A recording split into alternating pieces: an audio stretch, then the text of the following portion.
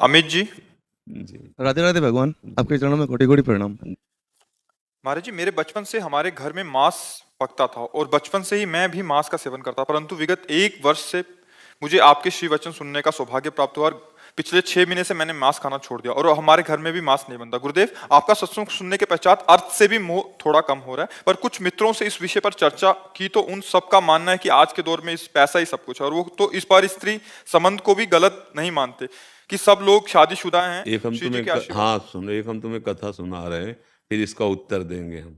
ब्रह्मा जी के 4 पुत्र हैं, प्रकट हुए सतयुग, त्रेता, द्वापर और कलयुग। ब्रह्मा जी ने संपूर्ण भुवनों का निर्माण किया है, क्योंकि सृष्टि रचना का कार्य ब्रह्मा जी को है। तो ब्रह्मा जी ने चारों पुत्रों को बुलाया, सतयुग, त्रेता, द्वापर, कलयुग को। सतयुग से कहा, बेटा हमारी आज्ञा है, यद्यपि मैं तुम्हारे स्वभाव को जानता हूँ, तुम अपने राज्य में ऐसा कुछ विधान करना कि हमने नरक बनाया है उसमें भी प्रवेश हो, खाली न रहे। तो उनका पिताजी, ऐसा नहीं हो सकता, हमारे राज्य में कोई नरक नहीं जा सकता। द्वापर से, त्रेता से कहा, त्रेता ने कहा हम अपने बड़े भाई का अनुगमन करेंगे पिताश्री। द्वापर की तरफ देखे, बोले आपको निराश नहीं करेंगे, प्रयास करेंगे। कलयुग से कहा तो कहा, पिताजी जैसे बड़े भाई ने कहा हमारे राज्य में कोई नरक नहीं जाएगा, ऐसे हम आपको वचन देते हैं कि हमारे राज्य में कोई बिरले बच जाए तो स्वर्ग या भगवत प्राप्ति करें, सीधे सबको नरक भेजेंगे। समझ रहे हो ना? हाँ, अब तुम्हारे प्रश्न का उत्तर दे रहे हैं। हम कलयुगी प्राणी केवल इसी की प्रधानता रखते हैं, जहाँ शास्त्र आज्ञा करता है उसको रौंदने वाले इन मूर्ख, जिनकी मूढ़ता बढ़ी हुई है, इन मूर्खों की बातें प्रमाणित थोड़ी हैं। त्रिभुवन में किसी की ताकत नहीं थी कि रावण को हरा सके, केवल यही दिमाग, यही जो तुम दिमाग बोले ना, मनोरंजन है। तो मंदोदरी छाती पीट के कहती, रहा न को कुल रोवन हारा। केवल इसी बात ने, दुर्योधन महाबली भगवान बलराम जी का चेला था, कोई ऐसी वैसी बात नहीं थी। और भगवान व्यास देव जी के द्वारा प्रकट हुए 100 पुत्र थे, लेकिन द्रौपदी पर गंदी नजर, बड़े भाई की पत्नी पर गंदी नजर, तो क्या हो गया, 100 के 100 बन गए, 100 के 100 बन गए, मिट्टी में मिल गए, और सब महाबली थे। 10-10 हजार हाथियों का बल रखने वाले सब थे। ऐसे कोई साधारण एक हाथी को बस में करके दिखाओ, 10,000 हाथियों का बल रखने वाले, लेकिन एक दोस्त ने मिटिया मेट कर दिया, नहीं कर दिया। अब ये जैसे बातुल भूत विवश मतवारे, ते नहीं बोले हैं वचन विचारे, तिन कर कहा सुने।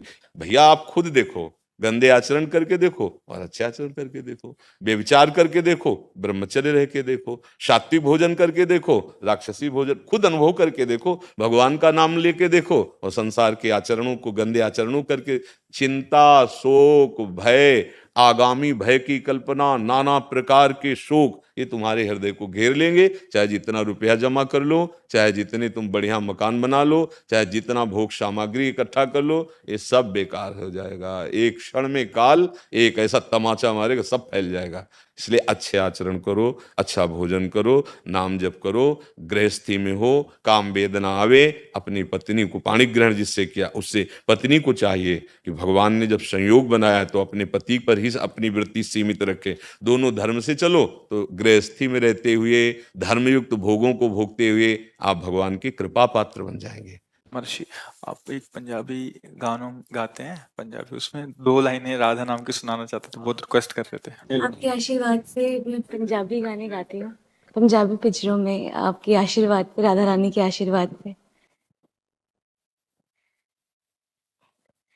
राधा राधा राधा श्री राधा श्री राधा, राधा राधा राधा श्री राधा श्री राधा, राधा श्री राधा, राधा श्री राधा, राधा श्री राधा, राधा श्री राधा, राधा श्री राधा, राधा राधा श्री राधा श्री राधा, राधा राधा राधा श्री राधा श्री बहुत सुंदर।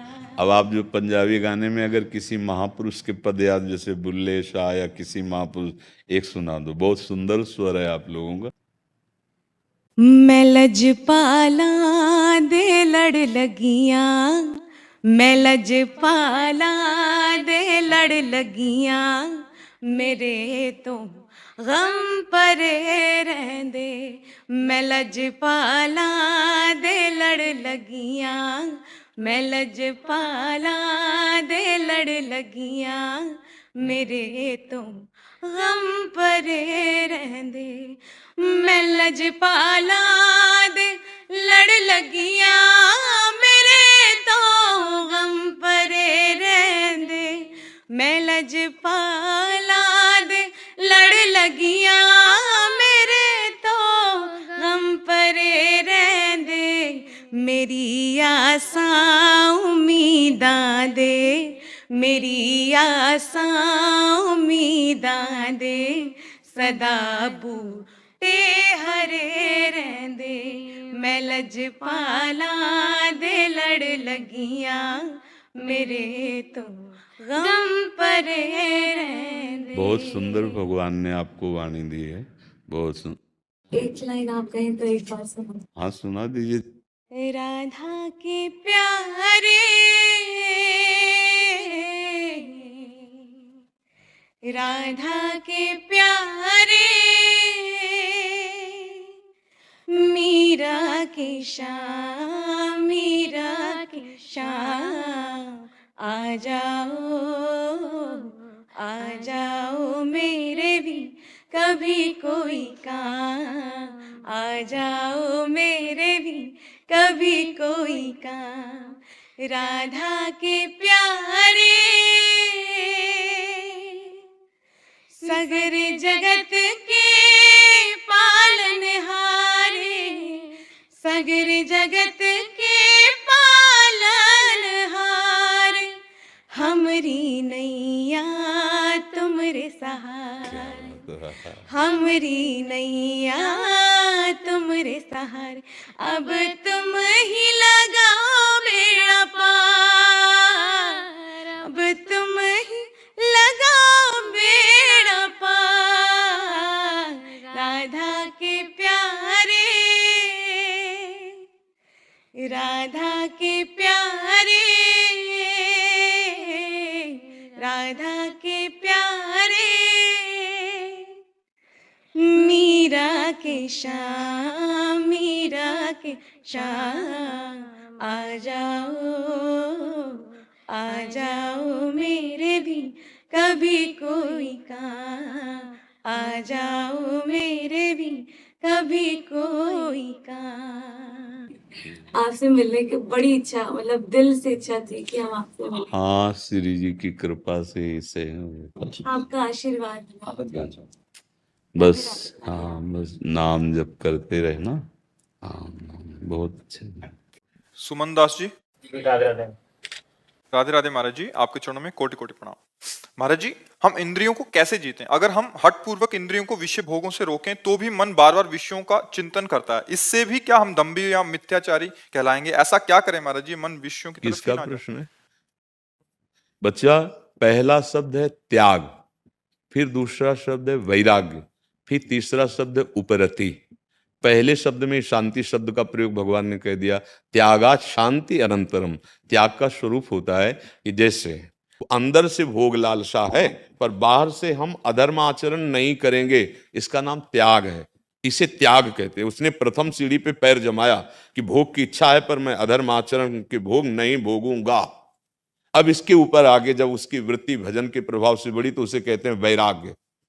अब भोग सामग्री नजदीक है, सुविधा भी है कि बिल्कुल भोग लो, पर वो राग रहित है, अंदर से इच्छा नहीं है भोगने की, उसे वैराग्य। और उपरति, ये भोग सामग्री, इसकी स्मृति भी खत्म हो गई, उसे उपरति को प्राप्त हुआ महात्मा भगवत साक्षात्कार के योग्य होता है।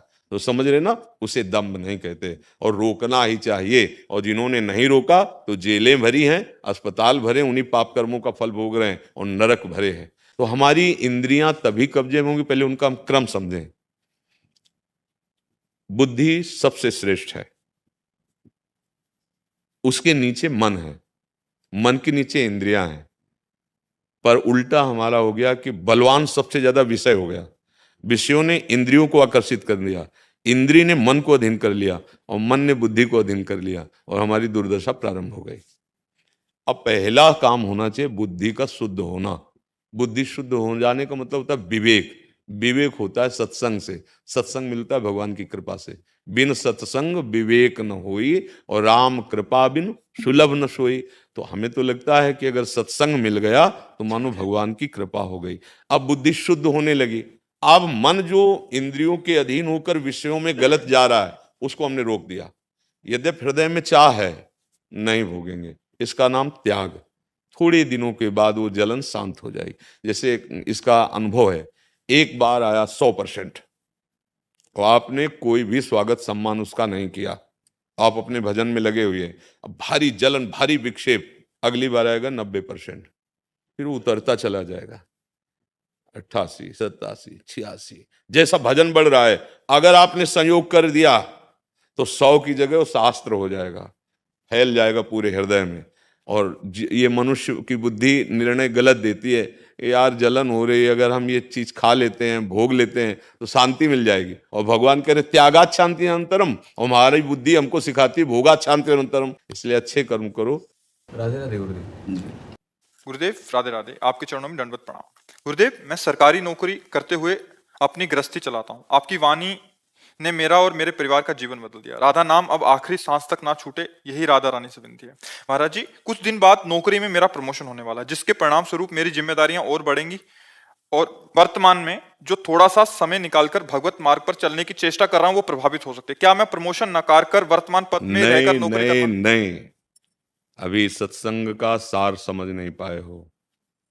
रात दिन अपनी ड्यूटी पर रहो और उसे भगवान को समर्पित करो। भगवान का भजन है, बीच बीच में अंदर अंदर राधा राधा बोल दिया। समय निकाल के थोड़ी बैठना है, समय को उसी में लगा देना है। साफ सेवा करो, खूब सेवा करो। तो इसमें तो घबराना नहीं है, कितना भी काम हो वो सब भगवान को समर्पित कर दो। ये तो सर्वाणि कर्माणि मयि सन्न्यस्य मत्पराहा। भगवान कह रहे जितने भी कर्म हैं ये तो सर्वाणि, ऐसा नहीं लिखा कि आप यज्ञानि, आप ये शब्द क्या है, ये तो सर्वाणि। सर्वाणि में सब काम आ गए ना, सब सृष्टि के भगवान के कार्य हैं। ये तो सर्वाणि कर्माणि मयि सन्न्यस्य मत्पराहा, मेरे को समर्पित कर दो, मेरे परायण हो जाओ और मेरा जितना बने स्मरण कर लो, इसी से भगवत प्राप्ति हो जाएगी। बिल्कुल सरल उपाय बता रहे हैं। जैसे आप 8 बजे से ड्यूटी में लग गए और रात के 10 बजे तक लगे, और आप जितनी बार स्मरण कर पाए नहीं, बाद में प्रणाम किया और 8 बजे से रात्रि के 10 बजे तक के समय को इकट्ठा हे करुणा निधान प्रभु आपके चरणों में समर्पित करते हैं। पूरा समय समर्पित हो गया, उसमें जो त्रुटि हुई वो क्षमा हो गई और वो तुम्हारी भगवत प्राप्ति का हेतु बन गया। इसे कहते हैं कर्म समर्पण योग। अब मान लो बात, भागने की कहीं थोड़ी जरूरत है।